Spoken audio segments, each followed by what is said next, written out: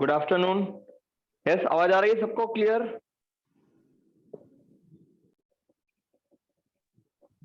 Yes sir.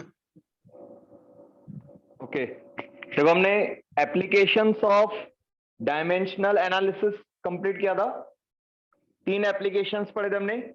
First, to verify the truth of given physical equation, means if any physical equation is given, we can check whether it is dimensionally correct or not. और उसके लिए हमने method पढ़ा था, write the dimensions of all the terms in the given physical equation, and if the dimensions of all the terms in the given equation are same, the equation is dimensionally correct. Second application पढ़ा था, to find the conversion factor between 2 units of the same quantity in the different systems. For example, we can find the relation between SI unit of work, that is joule, and the CGS unit of work, that is erg. 1 joule equal to 10 to the power 7 erg. This relation can be derived using the dimensional method. Sachin, आपका mic off कर दो। Sachin, mic off कर दो आपका।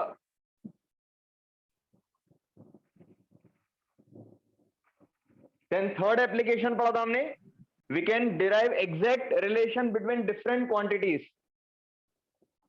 जैसे आपको दिया हुआ है, kinetic energy of body depends upon its mass and velocity. Then we can find the exact relation. Kinetic energy equal to होता है 1/2 mv square. मतलब kinetic energy is proportional to m raised to power 1. मतलब mass double किया तो kinetic energy भी double हो जाएगा, और kinetic energy is proportional to square of velocity. Means if the velocity of body becomes double, kinetic energy will increase by 4 times because v का square है। शायद क्वेश्चन दिया था, ये बोर्ड पर लिखा हुआ है, सॉल्व किया ये? क्या आंसर मिला इसका? In circular motion, the centripetal force acting on the body depends upon its mass, velocity v, and the radius of circle r. And we have to find exact formula for centripetal force. Yes, क्या मिला answer? किसने solve किया है?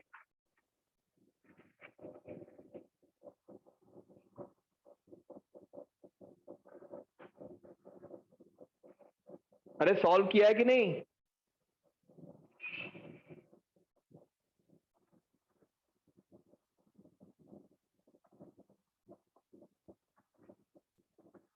प्रिया,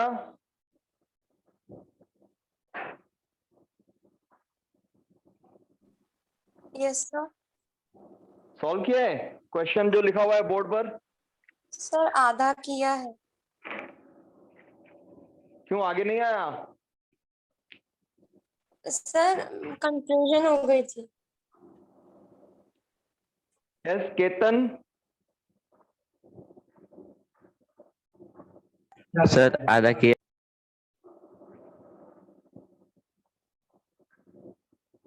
प्रणव चौधरी, क्या भेजा आपने? Dimensions भेजा आपने, डायमेंशन नहीं पूछे आपको? क्वेश्चन क्या था आपका?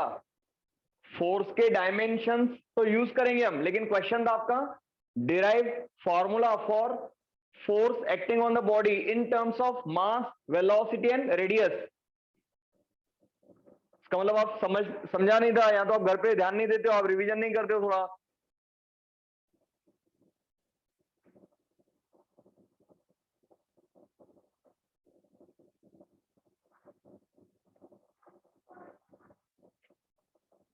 देखो, इसका सॉल्यूशन मैं लिख रहा हूं बोर्ड पर। सबसे पहले तो ये जो डेटा है इसको मैथमेटिकली लिखना है। Centripetal force depends upon mass, velocity and radius of the circle. इसको मैथमेटिकली कैसे लिखेंगे? इक्वेशन 1 जो बनाया था वो तो बताया था आपको, F directly proportional to F directly proportional to mx m raise to power x, v raise to power y, और radius r raise to power z। तीनों एक साथ लिखने हैं। Centripetal force depends on mass, velocity and radius, but how it depends we don't know. और वो exact हमें dependence बताना है, मतलब powers x y z calculate करने हैं। तो इसको मैथमेटिकली ऐसे लिखेंगे, F proportional to m to the power x, v to the power y, r to the power z, and therefore F equal to आएगा some constant m raised to x into v raised to y into r raised to z. Let us call this equation as 1. तो physics आपको daily थोड़ा सा revise करना है घर पर। तो 2 प्रॉब्लम सॉल्व किए थे, उसके बाद ये आना चाहिए था आपको। देन नेक्स्ट स्टेप क्या आएगा? Write the dimensions of all the quantities on both the sides.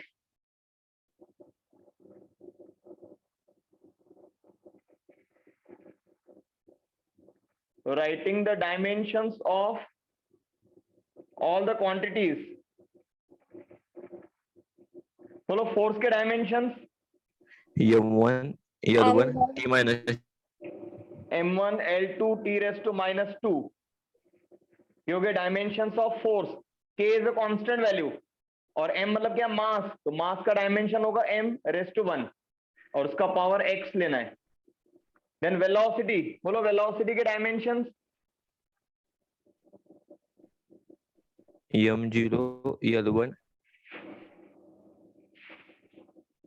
M0 L1 T minus 2. T minus 1 आएगा ना, 2 क्यों आएगा?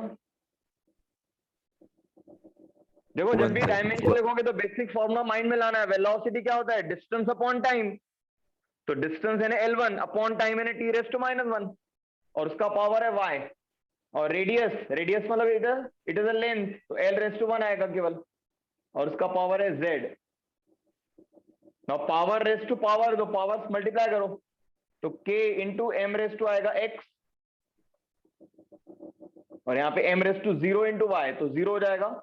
L रेस्ट टू y और t raised to minus y और यहाँ पे L raised to z। Now combine the powers on right hand side, तो left hand side same ही रहेगा। m1, एक मिनट, फोर्स के डायमेंशंस क्या होंगे? M1 L1 T raised to minus 2। Force के डायमेंशन है M1 L1 T raised to minus 2। अब इस साइड में मास का टोटल पावर कितना आएगा? यहाँ पे x है, यहाँ पे 0, यहाँ पे भी नहीं है मतलब 0, तो टोटल पावर आएगा x। L का टोटल पावर यहाँ पे नहीं है मतलब 0, यहाँ पे y, यहाँ पे z, तो L का टोटल पावर आएगा y प्लस z और T का टोटल पावर आएगा माइनस y। समझ में आया यहां तक? Yes, sir. Yes, sir. सबसे इंपॉर्टेंट आपका ये रिलेशन है। फर्स्ट आपको जो डेटा दिया है उसको इंटरप्रेट करना है, मैथमेटिकली लिखना है। Force depends on mass, velocity and radius, मतलब आपको इक्वेशन बनाना है F proportional to m raised to certain power x, v raised to certain power y, r raised to certain power z, and we have to find the exact values of x, y, z। Depend करता है मतलब proportional है, लेकिन वो directly proportional है, inversely है, मतलब power positive है, नेगेटिव है, ये हमें एग्जैक्टली कैलकुलेट करना है। तो इसलिए हमने अननोन वैल्यूज लिखे x, y, z। Now right the equate the powers on both the sides. Equating the powers of mass, length and time on both the sides.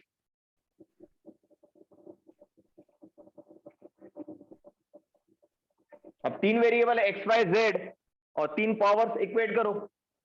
यहाँ पे m का पावर है x, यहाँ पे m का power है 1, मतलब x इक्वल टू मिल गया 1, बराबर है।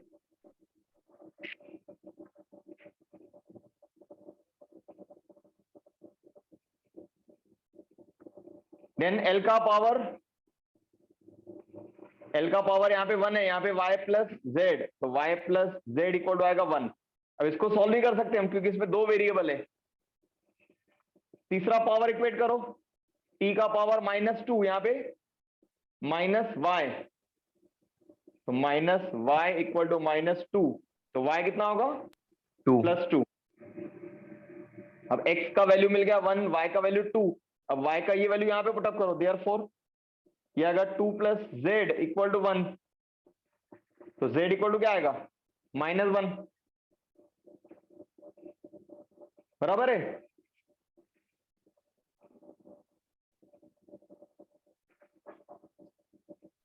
Yes, sir. अब देखो x का वैल्यू मिला 1, मतलब मास का पावर आएगा 1, मतलब फोर्स और मास में क्या रिलेशन है, लीनियरली प्रोपोर्शनल, क्योंकि मास का पावर 1 आ रहा है, मतलब जितना मास इंक्रीज करेंगे उतना ही फोर्स इंक्रीज होगा, मास अगर डबल किया तो फोर्स भी डबल हो जाएगा। y का वैल्यू 2 आ रहा है, मतलब वेलोसिटी का पावर आएगा 2 यानी स्क्वायर आएगा। इसका मतलब क्या हुआ, वेलोसिटी डबल करने से फोर्स 4 गुना हो जाएगा, 2 का स्क्वायर यानी 4 टाइम्स, और वेलोसिटी अगर ट्रिपल किया 3 टाइम्स तो फोर्स विल बिकम 9 टाइम्स 3 का स्क्वायर, और z का वैल्यू मिल रहा है -1, तो r का पावर -1 यानी 1/r हो जाएगा, मतलब इनवर्सली प्रोपोर्शनल। अभी वैल्यू पुट अप करो वापस इक्वेशन 1 में, therefore equation 1 becomes f equal to k constant m⁻⁻1 v⁻², और r⁻⁻1। अब इसको क्या लिखेंगे हम, m का पावर 1 लिखने की जरूरत नहीं है, m v² और r⁻⁻1 को अपॉन में लिख दो, ये फॉर्मूला मिलेगा आपका। ये फॉर्मूला हम 12th में पढ़ेंगे, हम सेंट्रीपिटल फोर्स का फॉर्मूला है mv² अपॉन r, और k कांस्टेंट है, हमें मालूम नहीं कितना है, तो उसको एज इट इज छोड़ देना है k को। अरे माइक किसका ऑन हो गया है, माइक ऑफ करो।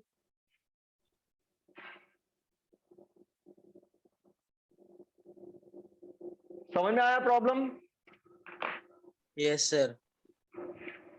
देखो मेथड समझना है तीनों एप्लीकेशन में। फर्स्ट एप्लीकेशन में आपको इक्वेशन दिया रहेगा, उसमें जितने टर्म्स है, रिमेंबर टर्म्स, और टर्म कब चेंज होगा, जब बीच में प्लस या माइनस आएगा। जैसे हमने पढ़ा था इक्वेशन s = ut + ½ at², तो u × t ये एक ही टर्म है, नहीं तो आप गलती क्या करते हो, u के डायमेंशन अलग निकालते हो, t के अलग, तो वो तो कभी सेम आने वाले नहीं है, क्योंकि वो तो डिफरेंट क्वांटिटीज है, और हमें चेक करना है कि सारे टर्म्स के डायमेंशन सेम है या नहीं है। तो एडिशन और सब्ट्रैक्शन यानी प्लस और माइनस के बाद जो वैल्यू है वो एक टर्म है। If dimensions of all the terms are same then equation is dimensionally correct. Second method में तो हमने फॉर्मूला लिखा था n2 इक्वल टू क्या आएगा, n1 इंटू m1/m2⁻a, L1/L2⁻b, और T1/T2⁻c। तो जिस फिजिकल क्वांटिटी का हम कन्वर्शन कर रहे हैं from one system to other, उसके डायमेंशंस पहले लिखने आपको, यानी a b c का वैल्यू मिल जाएगा, और फिर m1 m2 क्या है,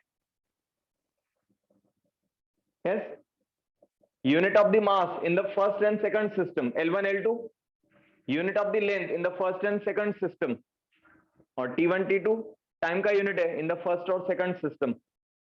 और तीसरा जो आपका एप्लीकेशन है, इसमें आपको दिया रहेगा certain physical quantity depends on 2 और more other quantities, but exactly क्या रिलेशन होगा, लीनियरली प्रोपोर्शनल होगा, इनवर्सली प्रोपोर्शनल होगा, प्रोपोर्शनल टू स्क्वायर आएगा, स्क्वायर ऑफ दैट क्वांटिटी। तो हमें एग्जैक्ट फॉर्मूला डिराइव करना है, ठीक है। समझ में आए तीनों application? Yes, sir. Yes, sir. आएगा अभी? Yes, sir. Yes, sir. Okay एक प्रॉब्लम और लिखो, ये आप घर पे खुद सॉल्व कर लेना। Right one more problem.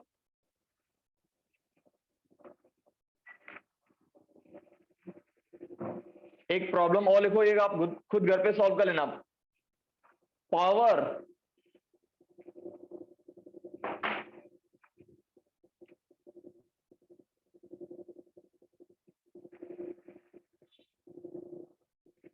Depends on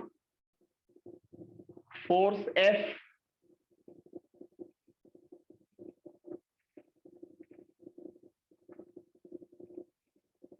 and velocity v of the body.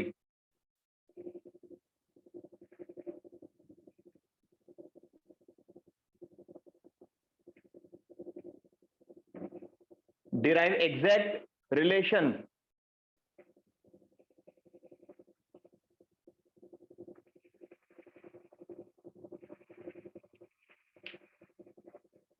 Yes बोलो इक्वेशन 1 क्या बनेगा? Power depends on force and velocity. इसको मैथमेटिकली लिखोगे तो इक्वेशन 1 क्या आएगा? P। यस बोलो। P proportional to force and velocity. Proportional to force raise to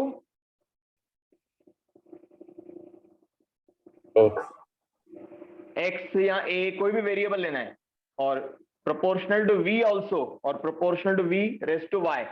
और इक्वेशन 1 मतलब यहाँ पे कांस्टेंट भी लिखना है। ये इक्वेशन आपको बना जाना चाहिए बस। रिमेंबर, आप गलती क्या करते हो? आप ऐसे लिख देते हो। अगर आपने ऐसे लिख दिया मतलब आपने रिलेशन तो बता दिया कि पावर 1 1 है, फिर कैलकुलेट क्या करोगे आप? आपको ये पावर पता नहीं है, आपको ये पावर्स निकालने हैं। 1 आ रहा है, 2 आ रहा है, -1 आ रहा है, -2 आ रहा है, हाफ आ रहा है। कल एक क्वेश्चन में हाफ भी आया था ना, अंडर रूट। तो ये इक्वेशन 1 बनेगा आपका। इसको सॉल्व करोगे आप। पावर के डायमेंशंस पढ़े हमने, वर्क अपॉन टाइम। फोर्स के डायमेंशंस पढ़े, वेलोसिटी के पढ़े हैं। फिर दोनों साइड में इक्वेट करना है mlt के पावर्स। आएगा सॉल्व करने? Yes sir. ये कंप्लीट कर sir. लेना है। ये मैंने हिंट बता दिया, बट होमवर्क कंप्लीट करो और डेली फिजिक्स थोड़ा रिवाइज करना है। क्लास में जुड़ने के पहले थोड़ा जो आपका पिछला टॉपिक पढ़ा हमने वो रिवाइज करो। और एज आई टोल्ड, जो 15 क्वांटिटीज के डायमेंशंस लिखा है मैंने, वो लर्न करते रहो डेली। एक दिन डेली है नहीं समझो, जब तक ये चैप्टर चल रहा है, क्योंकि हर एप्लीकेशन में आपको डायमेंशंस ही काम में आएंगे। कभी फोर्स का, कभी कभी एरिया का, कभी पावर का, कभी वेलोसिटी का, कभी एनर्जी का। ठीक है? ओके, नेक्स्ट आपका टॉपिक लिखो, ड्रॉबैक्स और limitations of dimensional analysis.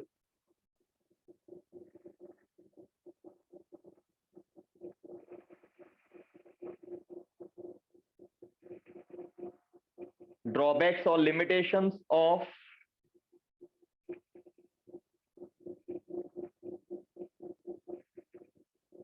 Dimensional analysis. अब ये जो मेथड है डायमेंशंस का, इसके एप्लीकेशंस तो हैं। एक तो हम कोई इक्वेशन आपको दिया हुआ है फिजिक्स में, तो हम चेक करके बता सकते हैं कि वो इक्वेशन डायमेंशनली सही है या नहीं है। लेकिन यहाँ पे ड्रॉबैक क्या है? केवल हम इतना ही बता सकते हैं कि इक्वेशन इज डायमेंशनली करेक्ट और नॉट। जैसे आपको बताया था मैंने, आपको अगर ये वाला इक्वेशन में s equal to ut plus at² ऐसे इक्वेशन दिया है, तो भी आपका आंसर क्या आएगा? This equation is correct. जबकि मैथमेटिकली वी नो दैट यहां पे कितना होना चाहिए? हाफ होना चाहिए ना।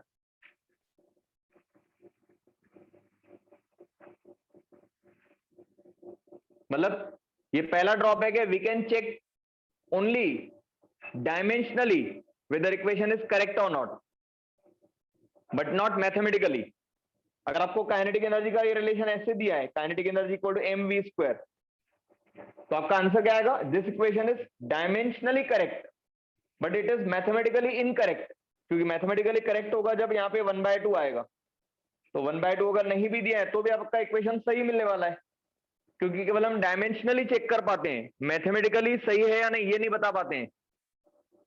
समझ में आया पहला ड्रॉबैक?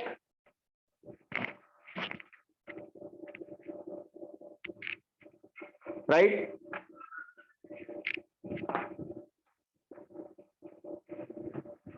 पहला ड्रॉबैक लिखना है, we can check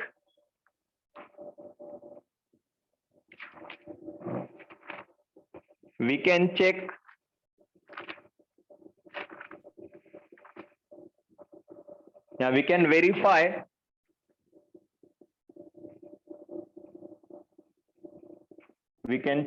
or verify the correctness of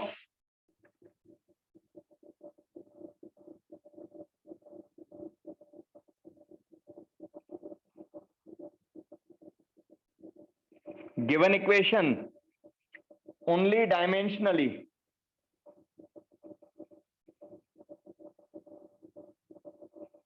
bracket में लिखो, नॉट मैथमेटिकली।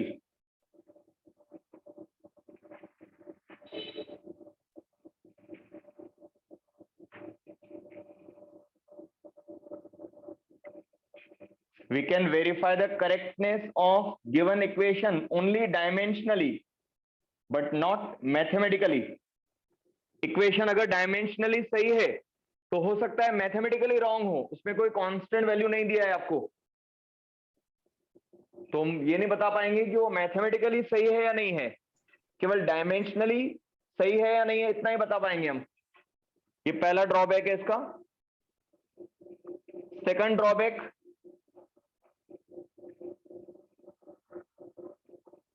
देखो अभी हमने जो थर्ड एप्लीकेशन पढ़ा उसमें जो के आता है, के यानी कांस्टेंट ऑफ द प्रोपोर्शनैलिटी, उसका वैल्यू हमें एक्सपेरिमेंटली मिलता है।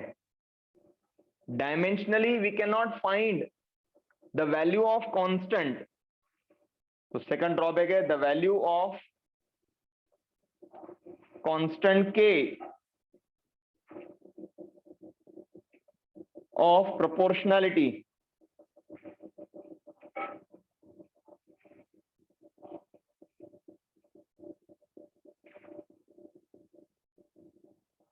cannot be determined.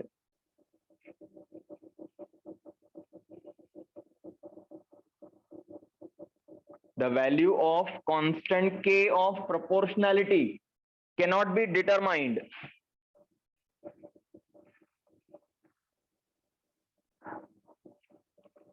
It can be determined only by experimental method. Experimentally हमें k का वैल्यू निकालना पड़ता है, डायमेंशनल मेथड से हमें k का वैल्यू पता नहीं चलता है, तो ये सेकंड ड्रॉबैक है।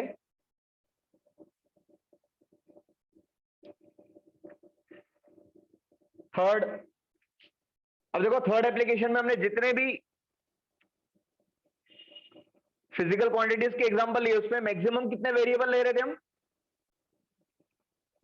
थर्ड एप्लीकेशन में 3 वेरिएबल ले रहे थे, क्योंकि हमारे पास मास, लेंथ और टाइम, 3 क्वांटिटीज का पावर इक्वेट कर सकते हैं हम।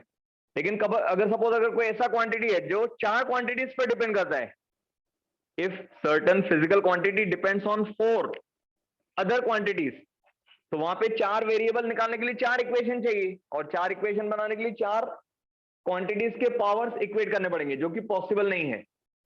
मतलब हम एट द मोस्ट वही फॉर्मूला डिराइव कर सकते हैं जिसमें फिजिकल क्वांटिटी डिपेंड्स ऑन 3 और less number of quantities. Right on.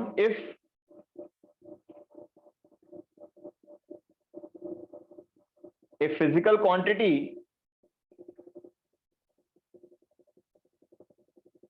if physical quantity depends on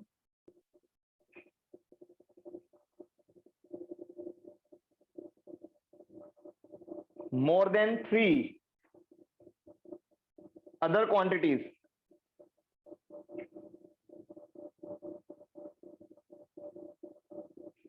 comma, its formula cannot be determined.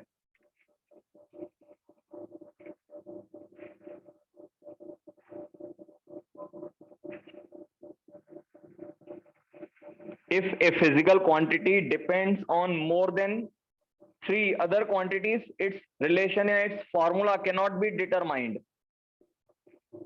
Cannot be derived. Right? The more proper word is derived. ऐसे physical quantity का formula हम derive नहीं कर सकते हैं जो 4 दूसरे quantities पर डिपेंड करता हो। मैक्सिमम 3 फैक्टर्स पर डिपेंड करने वाला क्वांटिटी है, तो उसका फॉर्मूला हम डिराइव कर सकते हैं। जैसे अभी हमने फोर्स का फॉर्मूला डिराइव किया, it depends on mass, velocity and radius, 3 quantities है। और कल भी हमने जो सॉल्व किया था उसमें 2 क्वांटिटीज थे, kinetic energy depends on mass and velocity. तो 2 या 3 फैक्टर्स पर डिपेंड करता हो ऐसा क्वांटिटी अगर रहा तो उसका फॉर्मूला डिराइव कर सकते हैं हम। बट अगर 3 से ज्यादा फैक्टर्स पर डिपेंड करता है कोई फिजिकल क्वांटिटी, तो उसका फॉर्मूला डिराइव नहीं कर सकते हम। समझ में आया?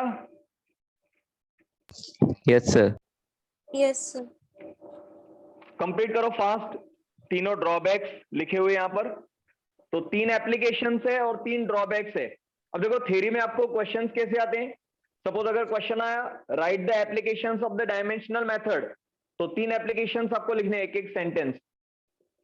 पहला, we can check whether given physical equation is true or not dimensionally. Second, we can convert the physical quantity from one system of units to other. और तीसरा, we can derive the exact relation of given physical quantity. तीन applications, या फिर आपको कोई numerical बना के दिया रहेगा, जैसे मैंने आपको लिखा है अलग अलग examples. Derive the relation between joule and अर्ग, या फिर आपका इक्वेशन दिया रहेगा, verify whether it is correct और नॉट. ठीक है, तो आपको सॉल्व करके बताना कि वो सही है या नहीं है. या फिर कोई फिजिकल क्वांटिटी आपको दिया रहेगा, उसका एग्जैक्ट फॉर्मूला आपको डिराइव करना है. तो थ्योरी क्वेश्चन में तीन एप्लीकेशंस पूछे रहेंगे, या फिर एक एक समझो, हर एक का हमने प्रॉब्लम सॉल्व किया, उस टाइप के न्यूमेरिकल्स आते हैं आपको. क्लियर हो गया यहां तक? Yes, sir. Yes, sir. Okay, right, next topic, accuracy in the measurement. Accuracy in the measurement. Now, इस चैप्टर का नाम ही है मेजरमेंट, मतलब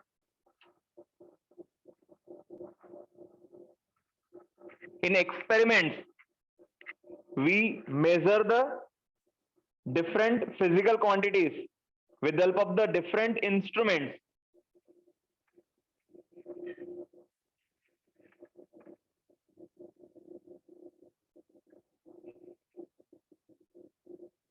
Accuracy in the measurement.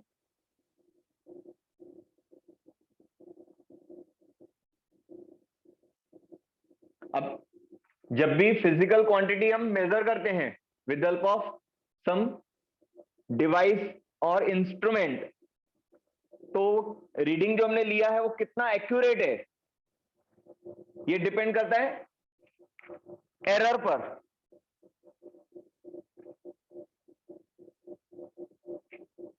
जैसे आपको टेम्परेचर मेजर करना है, टेम्परेचर मेजरिंग डिवाइस कौन सा है?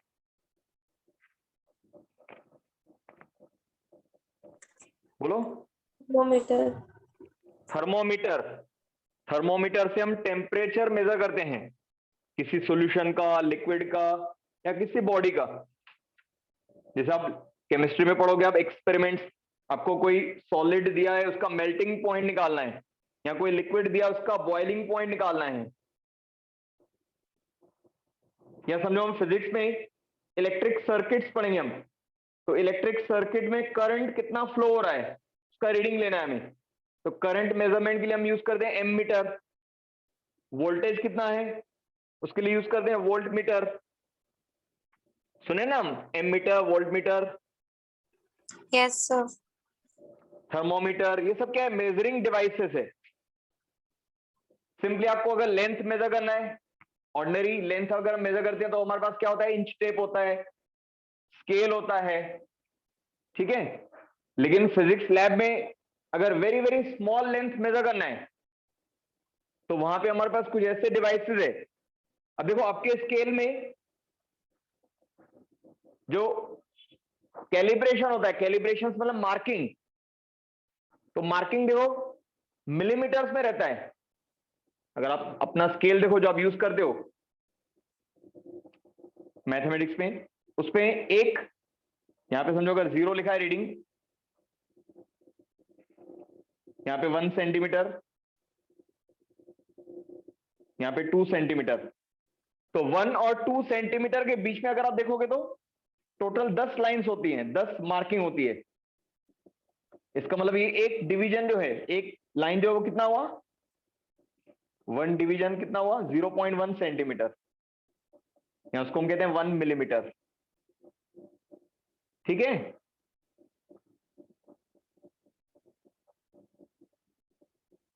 समझ Yes, में आ रहा sir. है? अब समझो अगर आपको लेंथ जो मेजर करना है इससे भी छोटा रहा, मिलीमीटर से भी छोटा, तो वहां पे हम वर्नियर कैलिपर्स, स्क्रू गेज, ऐसे डिवाइसेस यूज करते हैं. आगे हम फिर से पढ़ेंगे हम ये थोड़ा डिटेल में. अब इन शॉर्ट याद रखना आपको, जब भी हम कोई एक्सपेरिमेंट परफॉर्म करते हैं फिजिक्स लैब में, तो we need to measure certain quantities. जैसे आपको लेंथ मेजर करना पड़ेगा, एरिया मेजर करना पड़ेगा, वॉल्यूम मेजर करना पड़ेगा. अब वॉल्यूम तो डायरेक्टली मेजर नहीं कर पाएंगे, तो हम लेंथ पहले मेजर करेंगे, फिर ब्रेथ, फिर हाइट, फिर तीनों मल्टीप्लाई करेंगे तो वॉल्यूम मिल जाएगा। एरिया मेजर करना है तो पहले लेंथ मेजर करेंगे, फिर ब्रेथ, और फिर दोनों को मल्टीप्लाई करेंगे। ठीक है, तो मेजरमेंट ऑफ गिवन क्वांटिटी कितना एक्यूरेट है ये हम डायरेक्टली मेजर नहीं कर पाते हैं, ये हम इनडायरेक्टली मेजर करते हैं in terms of the error. अब एरर मतलब क्या होगा?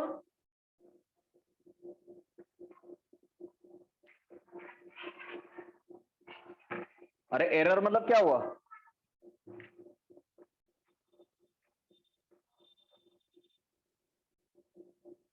अरे बोलो ना, एरर मतलब क्या होता है? कॉमनली एरर वर्ड सुना है ना इंग्लिश में?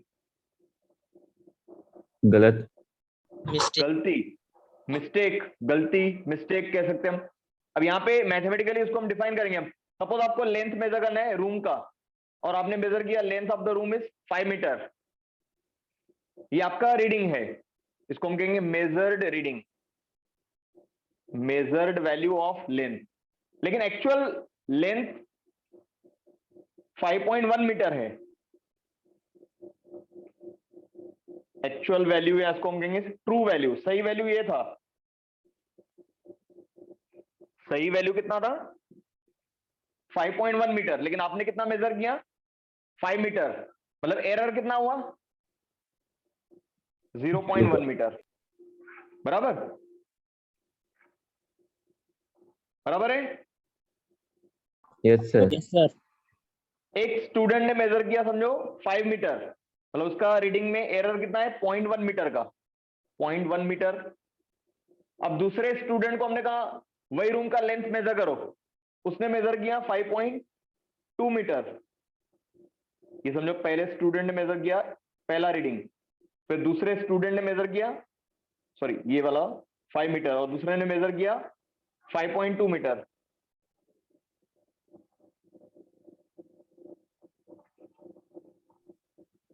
-0.1।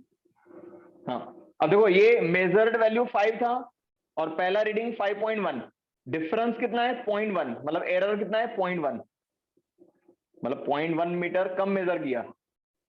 और यहाँ पे ये मेजर्ड वैल्यू है 5.2 और ट्रू वैल्यू कितना है? 5.1। यहाँ पर भी तो एरर 0.1 ही है ना।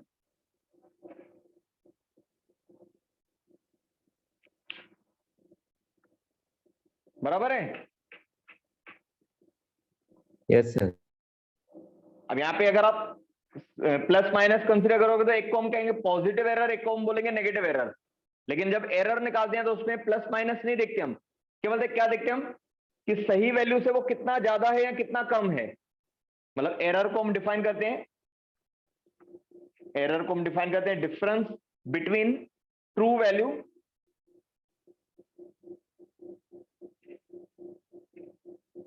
And the measured value. और ये जो दो वर्टिकल लाइन है इसका मतलब होता है मैग्नीट्यूड, इसको बोलते हैं मॉड। एब्सोल्यूट एरर मतलब difference between true value of any quantity, फिर वो टेम्परेचर हो सकता है, लेंथ हो सकता है, वॉल्यूम हो सकता है। The difference between true value and measured value in magnitude is called as error. अब यहाँ पे ट्रू वैल्यू है 5.1 और मेजर्ड वैल्यू है 5, तो प्लस 0.1 आएगा। और यहाँ पे 5.1 माइनस 5.2 तो माइनस 0.1 आएगा। तो हमें प्लस माइनस नहीं देखना है, हमें केवल मैग्नीट्यूड देखना है डिफरेंस का। तो इसका मतलब ये दोनों रीडिंग क्या होंगे? ये 5 मीटर और 5.2 मीटर दोनों इक्वली एक्यूरेट है, क्योंकि दोनों में एरर सेम है। ठीक है? और सपोज अगर एक स्टूडेंट है जिसने लेंथ मेजर किया 5.3, अब यहां पे एरर कितना हो गया? इन दोनों का डिफरेंस ले लो, कितना डिफरेंस?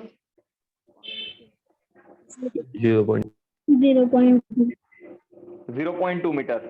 अब यहाँ पे एरर ज्यादा है, इसका मतलब एक्यूरेसी कम हो गई।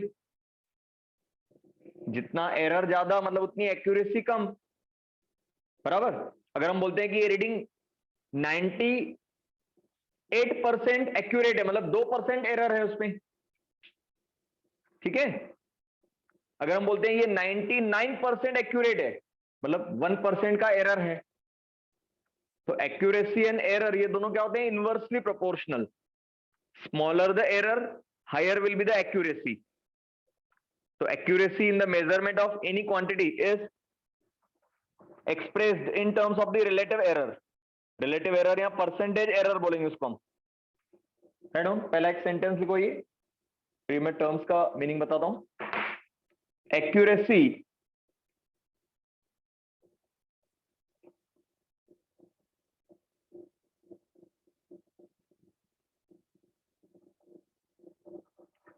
in the measurement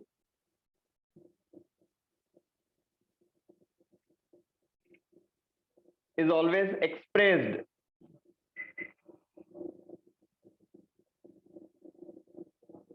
in terms of relative or percentage error. Accuracy in the measurement is always expressed in terms of relative or percentage error.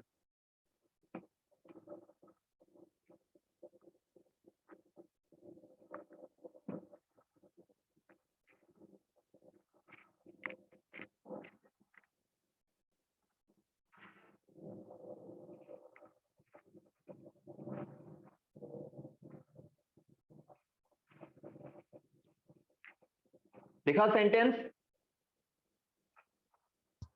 Yes, sir. अब यहाँ पे हम कुछ टर्म्स का मीनिंग समझेंगे. अब सबसे पहले आपको समझो, अगर किसी एक्सपेरिमेंट में 4-5 रीडिंग्स दिए हुए A1, A2, A3, A4, A5, तो सबसे पहले सबका मीन निकालना है, एवरेज वैल्यू. तो उसको हम कहेंगे ट्रू वैल्यू या मीन वैल्यू. है ना? पहले कुछ टर्म्स का मीनिंग समझेंगे हम. Meaning of some important terms. First, mean value.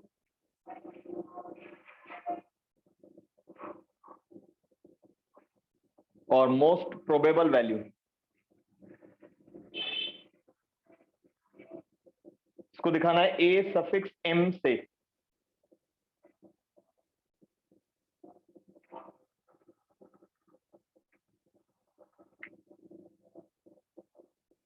अब सपोज अगर किसी फिजिकल क्वांटिटी के 4-5 रीडिंग्स आपको दिए हुए हैं, A1, A2, A3, A4, A5, तो मीन वैल्यू कैसे निकालना है? सिंपली आपने पढ़ा है, एवरेज कैसे निकालते हैं, मीन कैसे निकालते हैं? Addition of all term divided by number of term.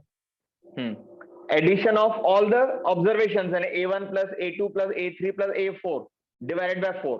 अगर 4 रीडिंग है तो चारों को ऐड करके 4 से डिवाइड करना है. 5 रीडिंग है तो पांचों को ऐड करना है, फिर 5 से डिवाइड करना है. तो that is called mean value. Mean value मतलब it is the average value of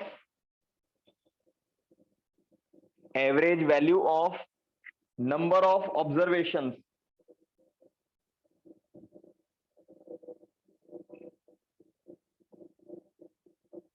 average value of number of observations of physical quantity.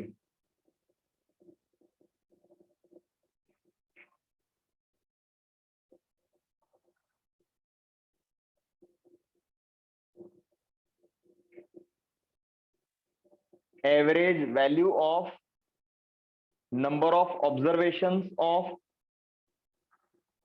physical quantity. Suppose आपको if A1, A2, A3, अब डैश डैश समझो AN तक, फिर 5 भी हो सकते हैं, 6 भी हो सकते हैं, 7 भी हो सकते हैं. A1, A2, A3 up to AN are the number of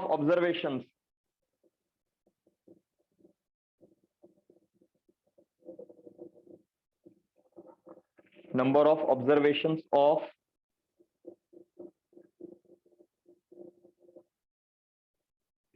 a physical quantity, then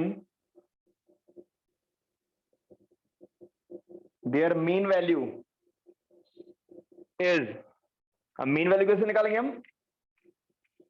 A suffix m equal हो आएगा A1 plus A2 plus dash dash dash up to A N और divided by N.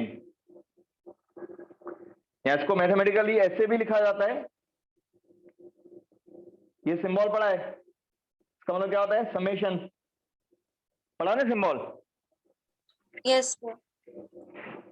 summation of ai where I varies from 1 to n।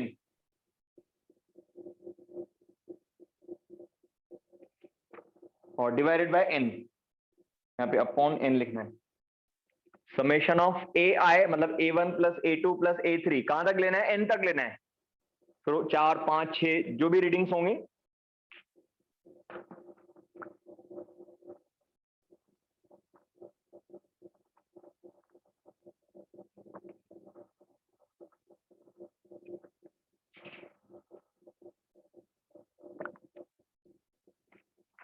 क्या समझ में आया? Yes, sir. Yes, sir. Yes, So when sir. number of observations are given a1 a2 a3 a4, तो सबका mean निकालना है। और मीन कैसे निकालना है, सबको ऐड करना है, divided by number of observations.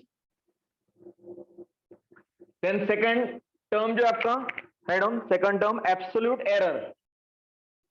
Second term is absolute error. अब हर एक रीडिंग में एरर कितना है वो हमें निकालना है। एब्सोल्यूट एरर, और एरर एक तरह का डिफरेंस होता है, तो इसलिए उसको हम लिखते हैं डेल्टा ए। डेल्टा का मतलब होता है डिफरेंस। ये टर्म जो है इसको पढ़ेंगे डेल्टा, तो डेल्टा ए। अब एब्सोल्यूट एरर कैसे निकालना है, the difference between mean value, जो आपने मीन वैल्यू निकालना है यहाँ पे A M, the difference between mean value and each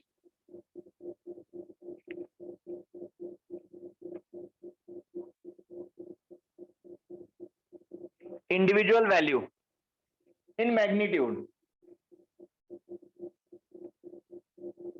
मतलब प्लस माइनस साइन नहीं लेना है, take the difference between mean value and each individual value in magnitude is called absolute error।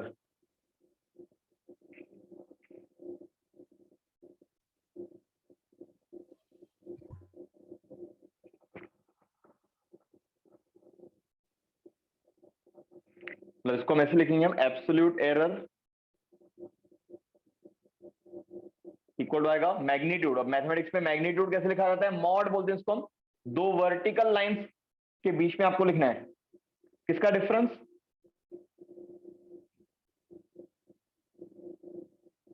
Mean value minus each measured value,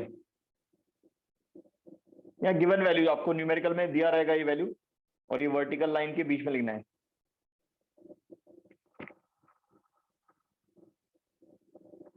for example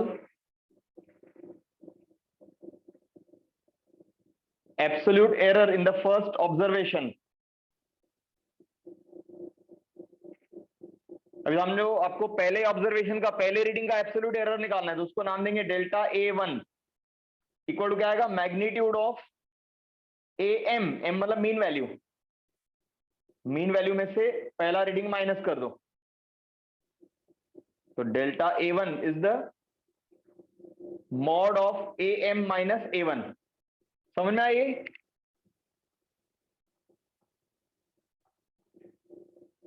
Yes, sir. अब similarly delta A two कितना आएगा,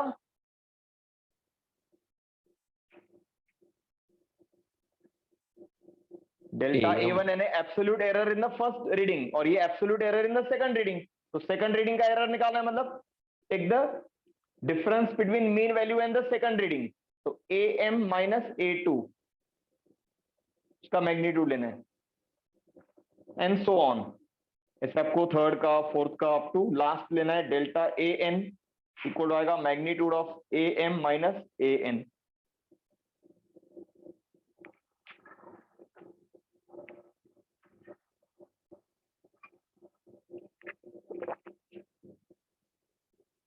yes, आया समझ में? Yes, sir. Yes, sir.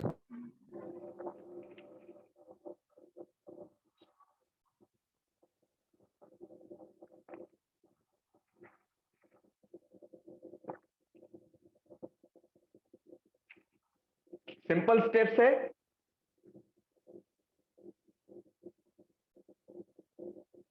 पहले क्या लिया हमने, मीन वैल्यू, फिर मीन वैल्यू में से हर एक रीडिंग माइनस कर दो, तो जो डिफरेंस आएगा, पॉजिटिव डिफरेंस, मतलब साइन नहीं लेना उसका, नेगेटिव साइन नहीं लेना है, तो positive difference between mean value and each individual value is called as absolute error.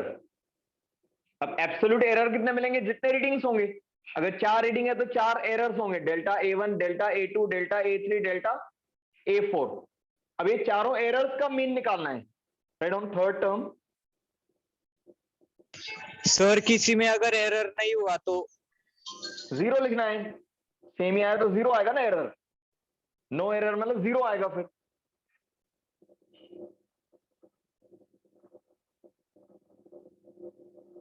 Right, next term हमें डिफाइन करना है mean absolute error.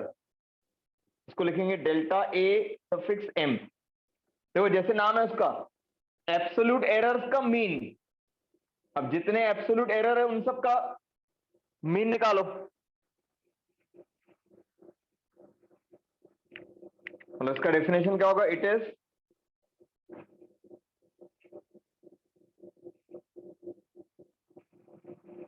Average value of all absolute errors. It is the average value of all absolute errors. मतलब delta AM का formula क्या बनेगा, delta A1 plus delta A2, और कहां तक लेना है, जितने रीडिंग्स होंगे, यानी डेल्टा AN और divided bye N। Sum of all the absolute errors divided by number of observations. So delta A1 plus delta A2 plus dash dash dash up to delta AN divided by N.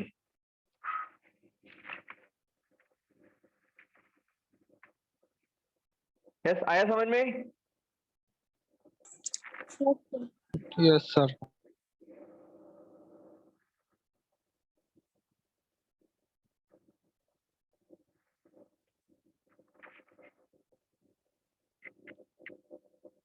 तो first हमने calculate किया mean value, which is the average value of all the observations of given physical quantity. फिर हर एक reading का error निकालना है, delta A1 मतलब absolute error in the first reading, delta A2 absolute error in the second reading, और ऐसे delta AN तक निकालना है, nth रीडिंग तक। फिर ये सारे एब्सोल्यूट एरर्स का मीन निकालना है, average value, that is called mean absolute error.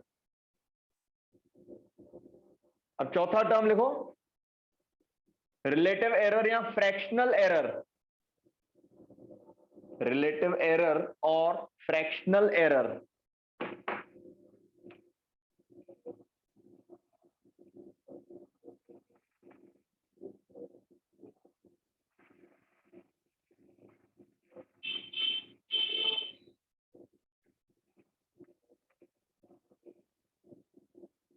Relative error और फ्रैक्शनल एरर। अब देखो ये जो मीन एब्सोल्यूट एरर है डेल्टा AM, इसको अगर हमने मीन वैल्यू से डिवाइड किया,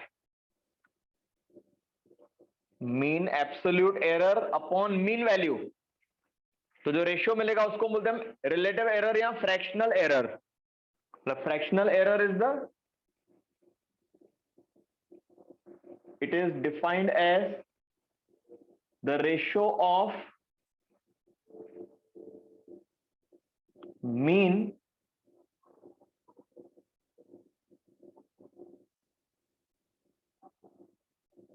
absolute error, ratio of mean absolute error in the measurement of quantity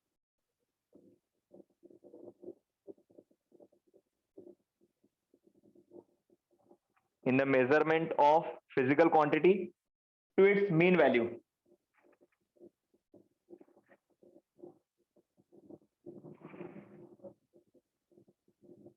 It is defined as the ratio of mean absolute error in the measurement of given quantity to its mean value.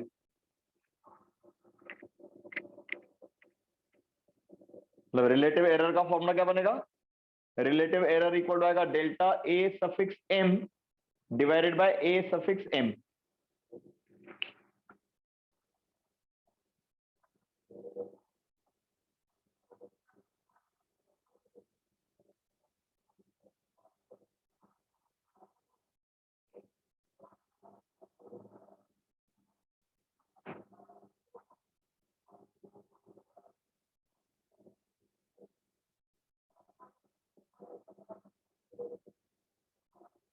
Yes, समझ में आया? Yes, sir.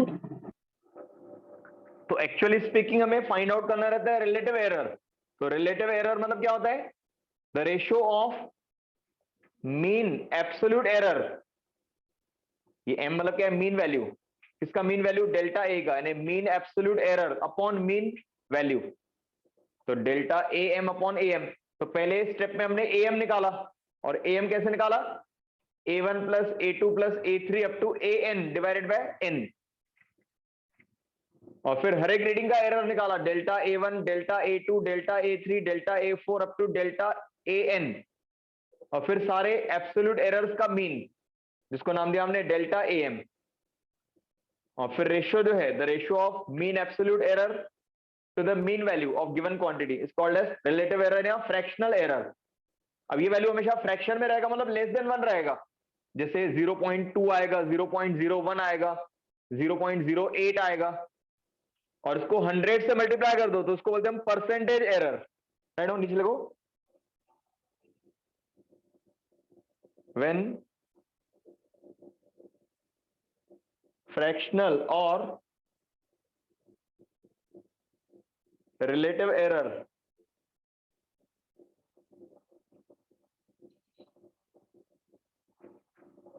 is multiplied by 100,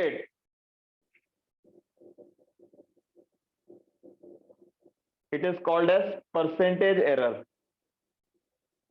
मतलब percentage error का formula क्या आएगा? Percentage error equal to delta a m upon a m multiplied by 100. Percentage error का formula क्या आएगा? फ्रैक्शनल एरर मल्टीप्लाइड बाय 100, और फ्रैक्शनल एरर का फॉर्मूला है delta a m upon a M.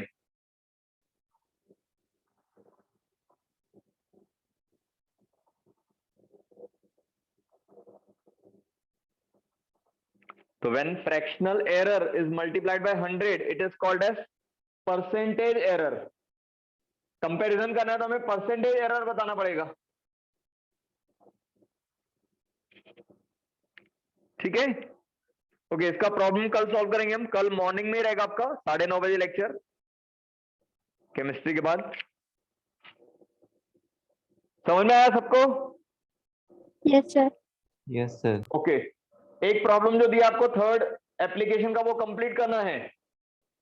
Power का जो फॉर्मूला वो डिराइव करना है, और इसका न्यूमेरिकल कल देखेंगे हम फिर.